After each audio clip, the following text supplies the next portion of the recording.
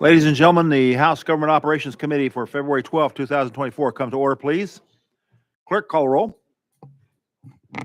Representatives Bolso, Carr, Chisholm, Clemens, Crawford, Eldridge, Faison, Hakeem, Helton Haynes, Himmer, Johnson, Jones, Kiesling, Kumar, Lafferty, Littleton, Martin, McCalman, Rudder, Vice Chairman Reedy, Here. Chairman Reagan. Here. Mr. Chairman, you have a quorum.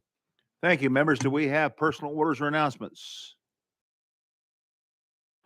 Seeing none, we will jump into our calendar today. We're going to go slightly out of order for some of them, so just stay with us. However, we will start with item number 1.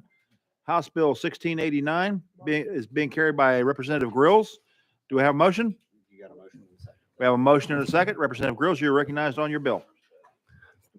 Thank you, Chairman, and thank you, Chairman Faison, for your remarks, whatever you meant by them. Illegal dumping of tires presents an environmental and public health risk to communities across the state. And this legislation aims to cut down on the improper disposal of tires by creating a new waste tire hauler registration and requiring waste tire haulers to record where tires are picked up from and dropped off with a manifest system. And additionally, this bill will allow TDEC to provide additional funds to local governments for tire cleanups as long as the locals demonstrate the need and provide documentation of the use of the current funding available.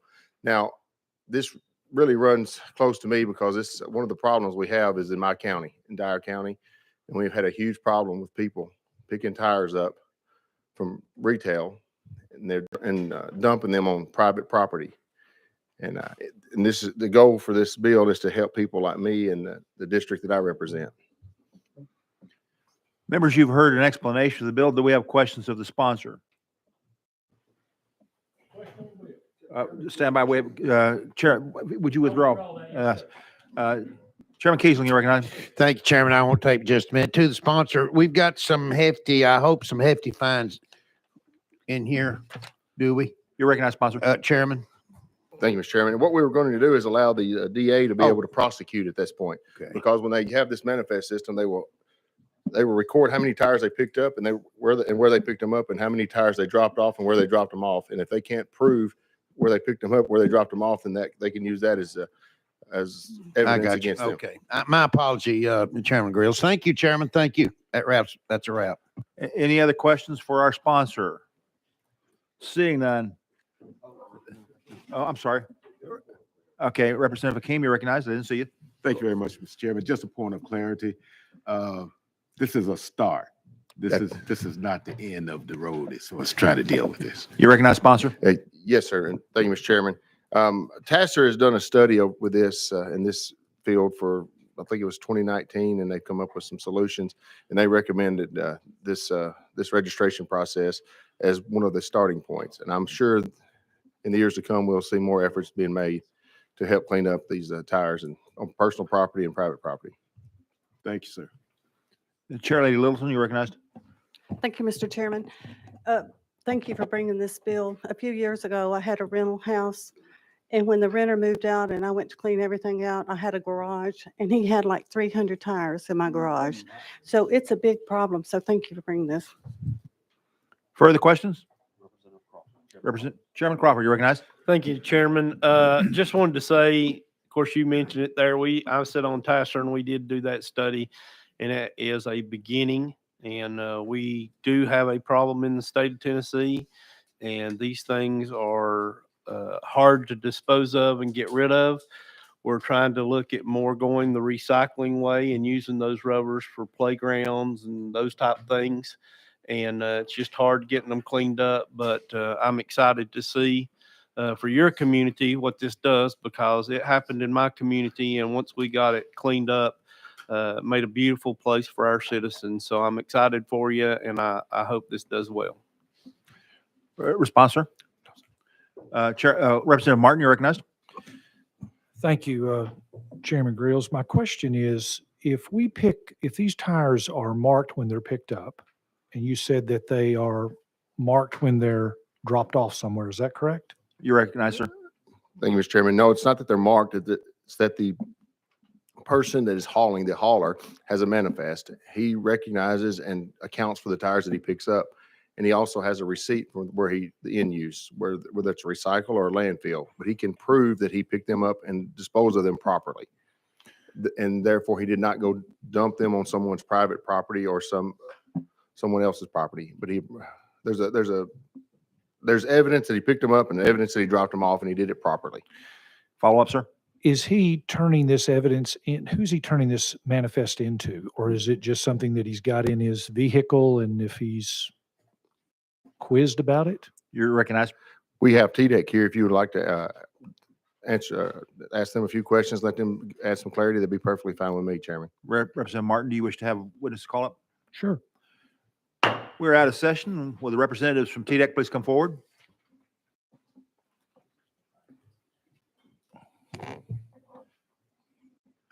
Okay, make sure your microphone is turned on there. You got the little red light. Give us your name and position. And if you need the question repeated, we'll do that.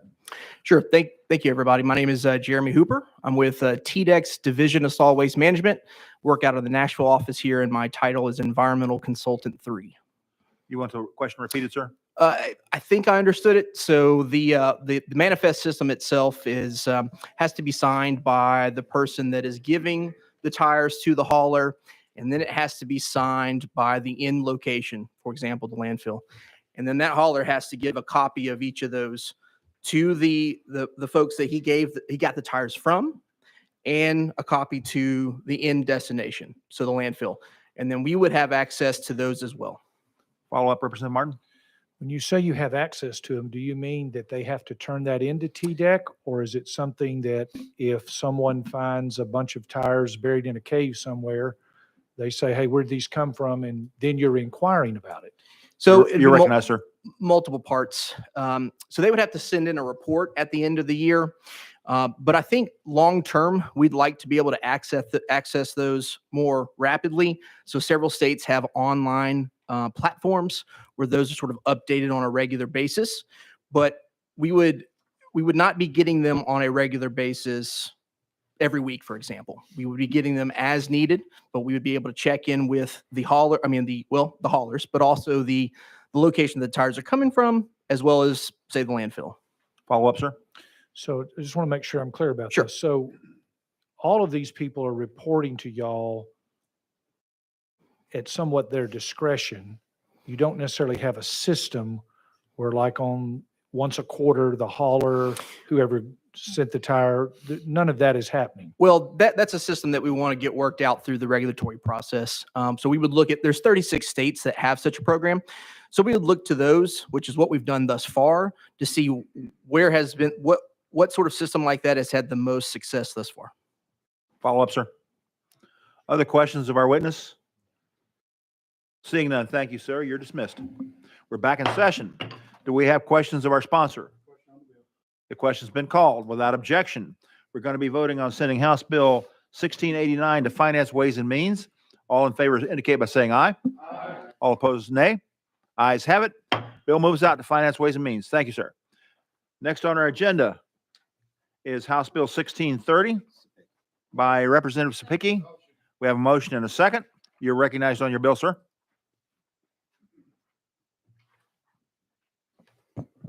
Thank you, Mr. Chairman.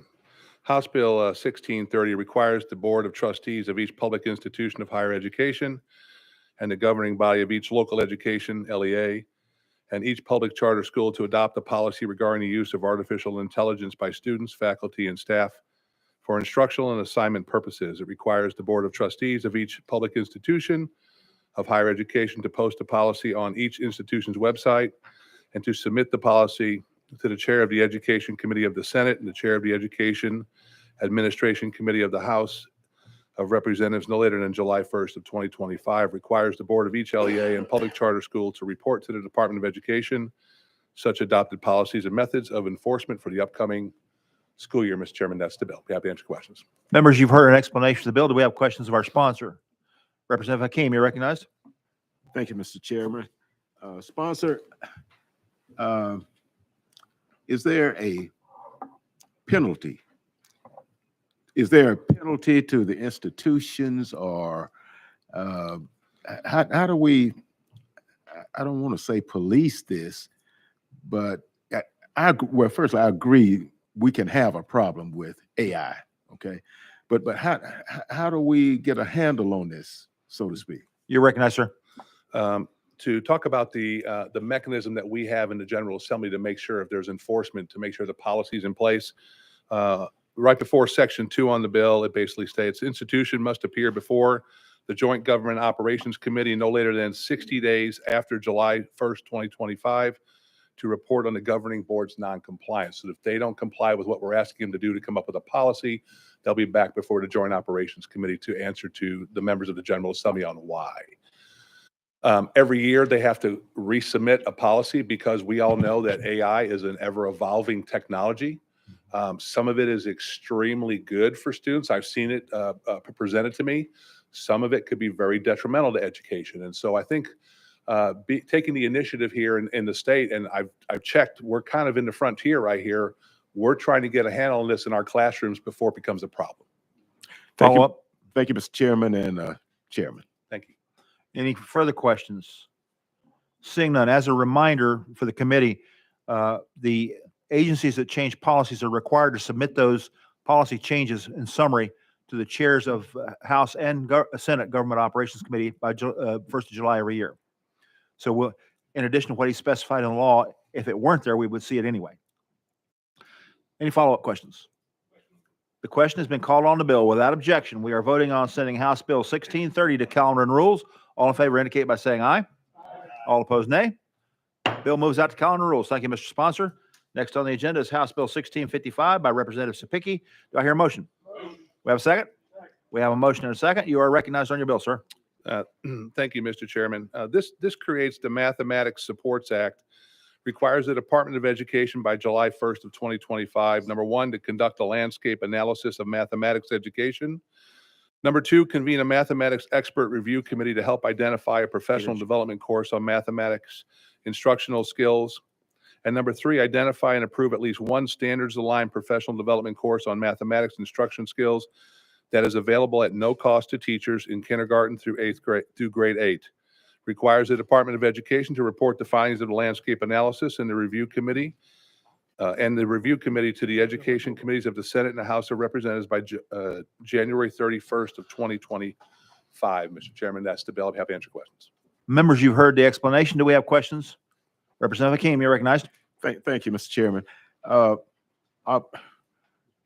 we talking about professionals talking to professionals? I guess what I'm trying to get at is there any input from teachers, the people on the ground, so to speak, to this body as to, what is relevant and how to go about it and so forth? You recognize, sir.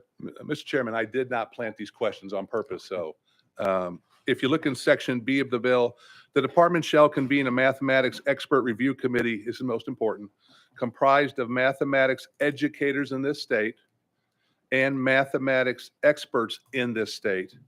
And they're able to research outside nationwide if that committee has identified states that are doing exceptional things in mathematics. Sometimes you don't have to reinvent the wheel. You just got to get the wheel and bring it over here to Tennessee. But I hope that answers your question, sir. Thank you very much. Do we have additional questions of our sponsor? Representative Kumar, you recognize.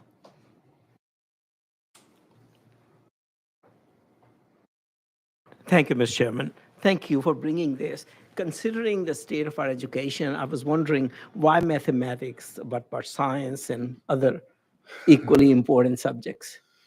You recognize, sir. Over the last couple of years, Tennessee has made incredible improvements in English language arts and reading for our students. Incredible improvements.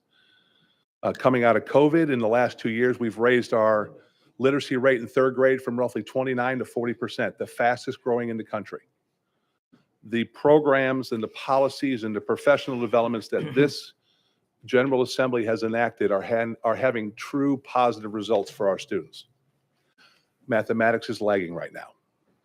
So what we want to do is we want to look at the techniques out there, the technology out there to help our teachers become better prepared and better able to bring mathematics to our students, so that we don't have English language arts and reading continuing to grow and mathematics lagging behind. Because unable to be a well-rounded student, we have to have a diversity of both of them moving forward, that they're both coming up together, and we can have the best English language arts and reading in the country, and now we can have the best mathematics in the country too.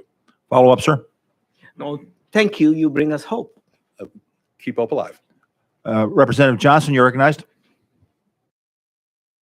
Thank you, Mr. Chairman. Now, did I understand correctly? And this is just about doing the analysis and reporting back. Are you changing anything yet, or is this just sort of the prequel by doing the analysis and reporting back? You're recognized, sir. Did not plant this question either, Mr. Chairman. You're absolutely right. This is not changing anything we're doing right now. If you look at English language arts members over the last 10 years, thousands and thousands of pages of study on how to teach kids how to read. Mathematics has been lagging for over a decade on how we're bringing mathematics to our kids. And so what this is going to do is put a group of individuals together that are experts in the state of Tennessee to look at how we're going to incorporate the best practices of mathematics that are being done in Tennessee by some of our best districts or some of the districts across the state, and incorporate those along with some of the best practices in the country to come back to this General Assembly next session and make a recommendation to us on how we're going to fix mathematics in Tennessee. Okay, Follow-up. so you feel this is really important to improving our mathematics instruction as we go forward? You recognize, sir. Yes, I do. Yes, ma'am. Follow-up. Okay, so I guess my follow-up would be, since this is so critical and important, and since public dollars are now being used for private schools and vouchers, are we including private schools in this as well? You're recognized. I'm trying to understand the relevance between the two bills. This is just a research study on how we're going to deliver mathematics to our kids. Right, so I'm asking you if it includes also private schools that take vouchers. Representative Johnson, please let me recognize you before you speak. Sorry. You're recognized, sir. As far as I know right now, there is no bill dealing with that right now that's been passed by the General Assembly. So as of current law right now, we are addressing the issues at hand that we have in public education. Follow up. And we do have vouchers currently in schools. Mhm. So would you accept a friendly amendment to include private schools in this? You're recognized, sir. I don't know if I'd be considered friendly right now. Follow up. I guess all kids should learn to do math well, so it would make sense according to your logic, I believe. Okay, let me, before I recognize him, let me caution members on running debates. You're recognized, Mr. Sponsor. The bill addresses the techniques to professional development for our EPPs, for our teachers in Tennessee, kind of more going aligned with what we did with English language arts that I think, I'm not sure, I won't put words in your mouth, but most of us did support here, and we've seen the tremendous results behind that. There is no structure change right now. It is gathering information, which before we make this decision, we should make sure that we have the best information we can before us. Thank you. Do you have any last follow-up, ma'am? Yes, just that I would vote for this bill if it included every child in every school that public dollars go to. But without it, I can't. Do we have additional questions of our sponsor? The question's been called on the bill without objection. We are voting on sending House Bill 1655 to calendar and rules. All in favor indicate by saying aye. Aye. All opposed, nay. If you wish to be recorded as a no, see the clerk. Members, Thank you, Chairman. we are the last two bills on our calendar before I turn the gavel over. Number 7, House Bill 1375 is rolled 1 week. And I do not see the sponsor for House Bill 1191. We will come back to that, but if he's not here by the time we're ready to quit, we'll roll that one. So with that, yes, I'm sorry, what did I say? Well, I'm sorry, roll to the next calendar, whenever that is. Forgot next week's a holiday. Thank you. Vice Chair Reedy, would you take the gavel, please? Thank you, Mr. Chairman. Committee members, the audit can be found under your supplement tab on your dashboard for the next bill on the calendar, item number 4. We've got a motion and a second on House Bill 1756. Chairman Reagan, you are recognized, sir. Thank you. I thought I heard someone call a question there. Question's been called on the bill. Any opposition? Seeing none, all in favor of moving this to calendar and rules signify by saying aye. Aye. Any opposition, nay. Moves out. Next on the calendar, item number 5, House Bill 1755. We've got a motion and a second. Any question on the bill? Representative Jones. Wait a minute, you have to get the question withdrawn first. It's withdrawn. So we've got a motion and a second on House Bill 1755. The question from Representative Jones to Chairman Reagan. Are any of these departments in the council we can ask questions, or are we just voting? I'm sorry, speak in your mic so I can hear you. All right, we're moving things quicker now, and so I'm just trying to understand, are any of these departments going to come and answer questions before we vote on this, or are we just voting on it to move it forward without opportunity for questioning of the witnesses who I see here? I see the Commissioner of Labor, Commissioner of Transportation. Are we allowed to ask any questions before we vote, or are we just voting? They are here to answer questions, but as a reminder, this has already been through the joint subcommittee and joint full committee. Well, some of us are not on the joint committees, and so we are on the full committee. And so the members who are not on the joint subcommittee, I know I had some questions that I would like to ask. And so before we push this through, I hope that there's opportunity to ask questions. Okay, Representative Jones, you got questions for this sunset extension on House Bill 1755? Yes, I had some questions for the Department of Labor. Mr. Chair, I move we go out of session. Out of session, and we've got on House Bill 1755, Commissioner Thomas. If you will check your microphone, make sure that it's on, and then recognize yourself to the committee and for the record.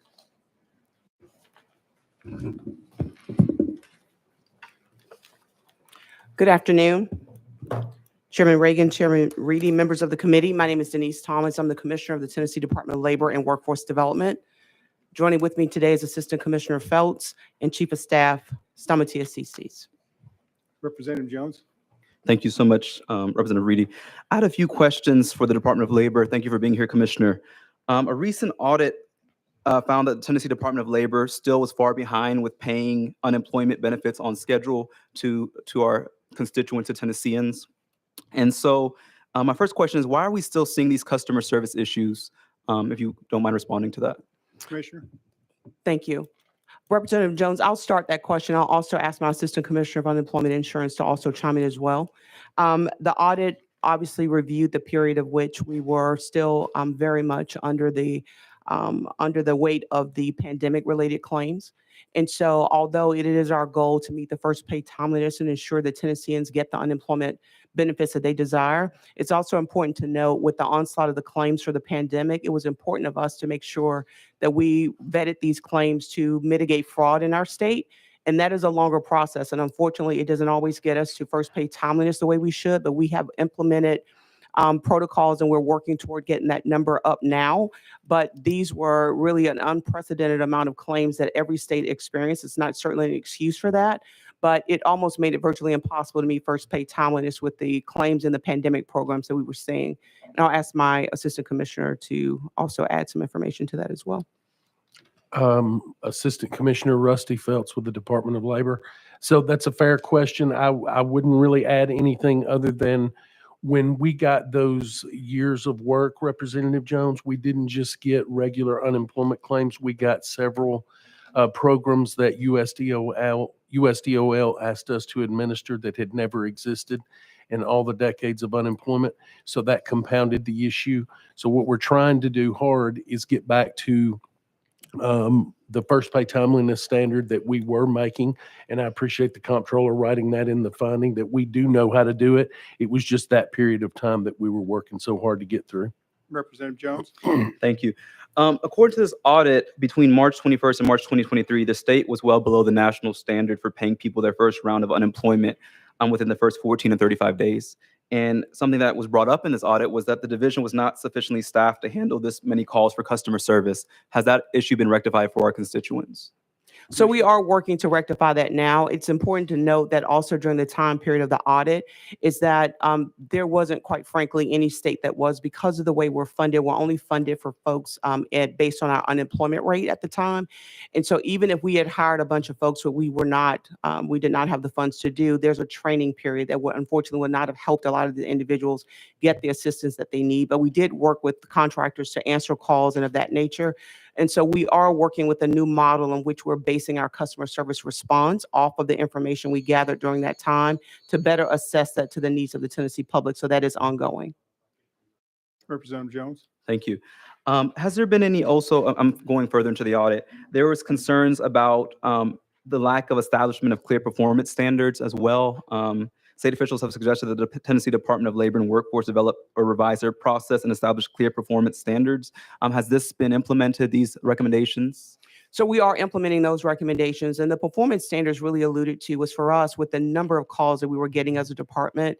It was very difficult with the thousands and thousands of calls we were getting weekly, is to really hold someone to, you have to answer this many calls. There was so much uniqueness into the type of claims we were getting. And as our assistant commissioner alluded to, these were programs that were really stood up for the first time, and there was really no guidance for that. So as you can imagine, that slowed down our system tremendously. But now we're actually matching our volume to the level of customer service response we need to have. And so that has been implemented and it's ongoing as well. Follow up, Representative Jones. Thank you. I just had two more questions. Representative Reedy, thank you. And just kind of moving on to another topic that has been brought up to me by some constituents is that Tennessee is one of the top states for fatal injuries in the workplace. Can you discuss department efforts to hold negligent employers accountable, or what else is needed to reduce this number to zero? I can tell you, I don't know if we'll ever get to zero, unfortunately. I mean, it is our hopes, but we continue to look for opportunities to provide safety consultation to Tennessee employees. And I can tell you that that has certainly advanced over the course of the last year or so. We're actually proactively offering these services to businesses to help them in a way that's not intrusive. And so we want to be a partner as just the compliance arm to come in and find an employer and disrupt their business. We're actually emphasizing safety on the front end along with our workforce development efforts. I think it would certainly be great if Tennessee can get to zero, but I think reasonably, unfortunately, we will have accidents. And so we're trying to mitigate those as much as possible. Last question, Representative Jones. Thank you, Representative Reedy. The U.S. Bureau of Labor Statistics recently reported that Tennessee is the fastest growing state for labor unions. UAW recently announced that the majority of workers at its Volkswagen assembly plant in Tennessee have signed cards to join the union. And last time they took a vote, we saw the Governor Lee and his administration directly intervene to crush this union drive. Has the Department of Labor been asked in any way to intervene in, this time around in this labor drive from United Auto Workers at the Volkswagen plant? The department has not been asked to intervene. Thank you. Representative Clemens, you're next on the list, sir. Thank you, Mr. Chairman. So I have a few follow-up questions on that. So during the pandemic, a lot of us were faced with a lot of concerned Tennesseans. We were receiving emails and calls from across the state of Tennessee to have their unemployment claims filed, and we facilitated that to the best of our ability. We filled out the online form and directed them to your attention, or to the department's attention, rather. This whole notion of smaller government is good government really proved to be false in that situation, given that we were drastically understaffed, as Representative Jones said, when it came time to file a lot of unemployment claims. I believe I was told it was single digits individuals filing unemployment claims within the Department of Labor and Workforce prior to the pandemic. And then it took a long while before the state figured out how to partner with a third party to process claims faster. Has the state, or your department rather, developed a plan for such an emergency again? I know you're going to staff based on the amount of projected potential claims at any given time, but in the future, if we were to have another pandemic or some emergency where we do see a drastic increase in unemployment claims, have you developed a plan to facilitate that uptick to overcome the challenges we all saw and Tennesseans experienced during the last time around? I will tell you, we've certainly learned from what we went through during the pandemic, but it is important to note, as I mentioned to Representative Jones, the staffing levels for unemployment insurance is commensurate with your unemployment rates. And so even during the times when we partner with a third party for our customer service, a lot of these folks were not able to actually process the claim because it had a merit staff requirement, meaning it had to be a state person that was trained to be able to do that. And so unfortunately, the staffing methodology remains the same. It is foundationally based on your unemployment rate. So for us, what we can do and what we have learned and what I feel pretty comfortable about is that we can absolutely get our customer service part done. We can have more people on the phones, more people responding to the Tennessee public, and it will allow us to make some changes on the back end as to who actually can process the claim and make a decision. Again, that was really the slowdown period. Even though we were answering the calls on the phone, it had to be someone that can make a decision, and that is for a state employee to do. And so that's the part that is still very much a conundrum. I'm not gonna sugarcoat it. It's still something that's very challenging. We're working with our federal partners on that we need the ability to be able to staff so that we can have folks trained so that if something were to happen, and we hope it doesn't, that we can be better prepared. But unfortunately now, as it stands, with our processes and controls and plans that we plan to implement in the future, we hope we don't have that. But if that should happen with the staffing, we will need to work with our federal partners again on how we can mitigate it. Representative Clemens. Thank you. And I'd like to encourage you to do that and work with having third parties if necessary to facilitate those claims. We have pretty large processing claims facilities and companies in the state of Tennessee. I know that other states, including Kentucky, utilize those almost immediately and were able to turn around claims very quickly. It took the state of Tennessee months to ever get there. So I would encourage you to continue down that path and prepare for such a scenario, although we all hope that it never happens again. My last question is this, and this is something that I have a real problem with and concern about, and we've introduced legislation to no avail in the past. The state of Tennessee pursues claims against individuals who filed unemployment claims and at no fault of their own, they were overpaid, or a claim was processed and they receive monies that they thought they were due. They applied for unemployment, and it's found they have committed no fraud. They had no fault whatsoever. But the state of Tennessee is pursuing and filing claims against those individuals who had overpaid because of its own mistakes. So can you speak to me a little bit about why the state of Tennessee is pursuing innocent Tennesseans for monies that they may have received at no fault of their own? Representative Clemens, I'll start that response and then I'll ask Assistant Commissioner Phelps if he would help as well. We understand for some Tennesseans that, as you mentioned, receive these benefits through no fault of their own. Unfortunately, we have to make sure that through fiscal integrity of the program, that if there is money that was paid out that was not due to the claimant, we have to recover that money. That is both the case at the federal level and then also from an integrity standpoint. And so if there was information, for example, that was submitted to the department that we found out later was fraudulent, we have to recover that funds back from the claimants. And so I'll allow Assistant Commissioner Phelps to speak more to that in detail, but that is essentially why that is that we have to make sure that the people who are getting the benefits are those that are eligible for it. And if there's a mistake made by the department, we certainly do not look upon that, we don't kind of throw our hands up and say, well, too bad. We really regret if that happens, but it's also if money is, for example, placed in your bank account that's not yours, we have to retrieve it back. And it's unfortunate, but it happens. Assistant Commissioner Phelps, if you'll share. Let me follow up on that real quick. And then I'm talking about individuals who committed no fraud, provided no information, misinformation, disinformation of their own accord. They went through the process. It's a complicated process. They submitted information that was true and accurate. The department made a mistake, overpaid them, sometimes underpaid them. And these individuals are cash strapped, they're unemployed, and they're not sitting on a lot of money here. And for the state to make a mistake and then they got it, it may be a couple of dollars, maybe not. I know we have a fiscal duty. I appreciate the fiscal duty that we have, but there is a question as to, how much are we going to go after Tennesseans who at no fault of their own received money in good faith that they thought they were being provided based on the facts they provided. And then being expected to pay that money on the back end back when they don't have it. they probably paid inflated rent or paid, bought their food. So I guess my question is, I understand the need to go after if there's fraudulent information, incorrect information, and so forth. And I understand we have to be good stewards with taxpayer money. Strongly support it. But I guess I just want the question answered as to how far we're going to take it when we're pursuing individuals who, at no fault of their own, receive money when they don't have it to pay back. And what are we holding again? Are we going to are we taking judgment liens out against them? Are we garnishing their future wages? How far are we taking this? Let's go ahead and hear from Commissioner Phelps, please. Assistant Commissioner Rusty Phelps. So that's a fair question. To the commissioner's point, it's a USDOL standard that we have to recover money that was paid out incorrectly for the integrity of the program. The one part that I want to mention, though, when you say just how far are we going to take this, we actually divide overpayments up.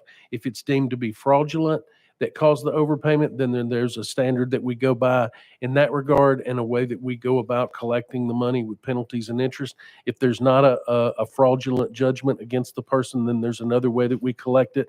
We also give Tennesseans, which some states do not do, as I understand it, we also give them a waiver process where they can submit paperwork to us, and they are actually, if they are not able to, according to the proof, able to pay it back, they are exonerated from doing so. Commissioner Thomas, you have anything to add to that before I go? No, sir, I do not. Representative Clements? Thank you, Mr. Chairman. And I just want to say, we've all had constituents reach out to us about this more than likely. I know I've had my fair share. And I just want to commend your legislative liaisons and your department. Y'all have responded well. I mean, in helping us facilitate those if there's appeals or something like that. So I don't want to have any mistake there, but I do want us to give consideration, and I appreciate that you are doing these waivers. I just want us to realize that sometimes it's a complicated process for individuals who may not understand how the process operates. And to the extent we can better communicate that to constituents, or when we even pursue those monies back and let them know the process up front, that would be greatly appreciated. Thank you. Any further questions, comments for this department? Seeing none, we'll go back into session. Question has been called.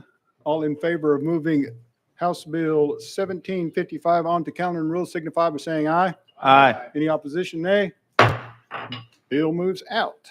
Next on our calendar, item number 6, House Bill 1757 is the sunset bill as well. Can I get a motion? We got a motion and a second. Chairman Reagan, you are recognized. Thank you, Mr. Chair. And this bill extends the Health Facilities Commission to June 30th, 2026. Questions, comments for Chairman Reagan? Seeing none. All in favor of moving House Bill 1757 to calendar and rules signify by saying aye. Aye. Any opposition, nay? No. Bill moves out to calendar and rules through the clerk if you are a nay. Chairman Reagan, the committee is yours, sir. Thank you, Mr. Vice Chair. The last two bills, House Bill 1375 and House Bill 1191, are rolled to the next committee meeting. If there's no further business to come before the committee, do I hear a motion to adjourn? So moved. Non-debatable, we are adjourned.